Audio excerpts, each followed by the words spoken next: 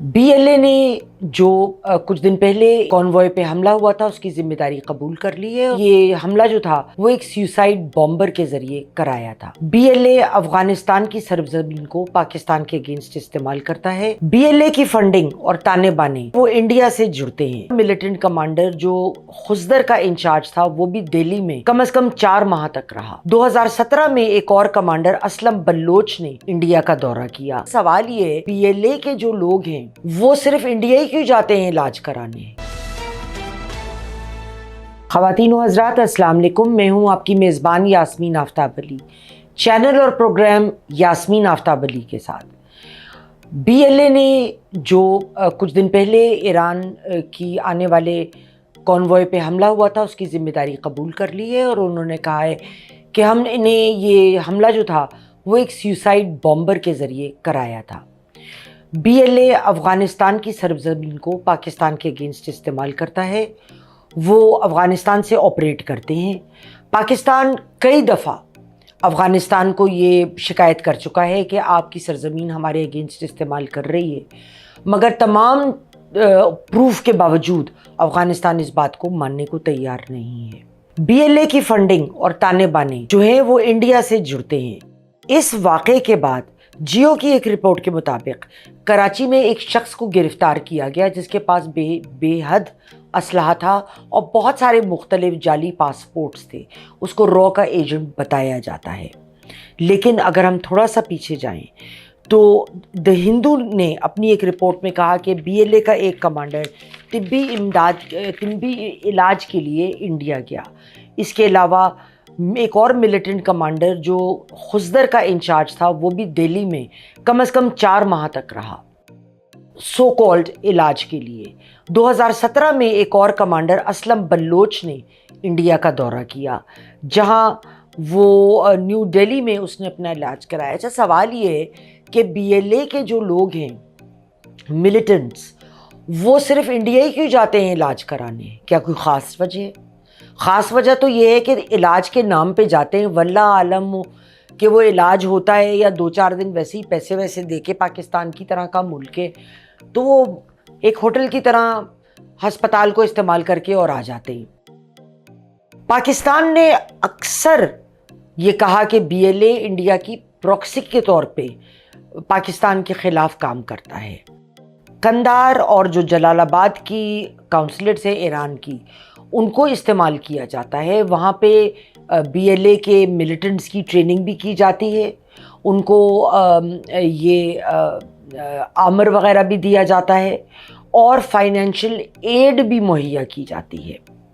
New York Times کی 25 دسمبر 2018 کی ایک رپورٹ میں کوٹ کر رہی ہوں، یہ بہت دلچسپ ہے۔ اس میں یہ لکھا گیا کہ افغانستان نے اس بات کو تسلیم کیا کہ وہ کوویڈ سپورٹ دیتے ہیں BLA کو۔ افغانستان نے کہا، افغانی افسران نے اس رپورٹ میں یہ بھی مانا کہ افغان پولیس چیف جو اس وقت تھے عبدالرازق اچکزئی، انہوں نے اسلم بلوچ اور ان کے ساتھیوں کو قندھار میں کئی برس پناہ دے کر رکھی۔ 2022 میں بھی اگر آپ کو یاد ہو کہ تو کراچی یونیورسٹی کے 2 اکیڈمکس چائنیز مارے گئے تھے، ان کو بھی BLA نے ایکسیپٹ کیا تھا کہ انہوں نے ان کی جان لی ہے۔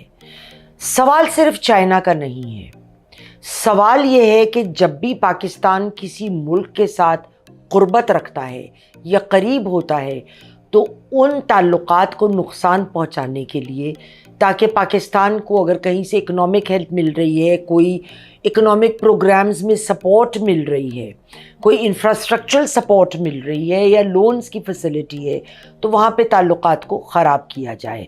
اور اسی کو لے کر آپ کو یاد ہوگا کہ ایک وقت تھا پاکستان اور امریکہ کے تعلقات بہت قریبی اور دیرینہ تھے۔ 1995 میں US کونسلیٹ نے کہ 2 ڈپلومیٹس کی جو ان کی گاڑیاں چلتی ہیں ڈپلومیٹک انکلیو کی، ان کو پک کر کے اور کونسلیٹ پہنچانا، جب وہ ان کی گاڑی ڈپلومیٹس کو لے کر ایک بتی پہ رکی ہے تو سرخ بتی پر، تو ادھر گن مین نے فائر اوپن کیا۔ 2 امریکنز موقع پر ہی جاں بحق ہوئے۔ ایک امریکن آغا خان تک پہنچ پایا، لیکن وہاں جا کے الحمدللہ شفا یاب ہوا۔ اور یہ ٹائمنگ کب تھا؟ ٹائمنگ بے حد نازک تھا۔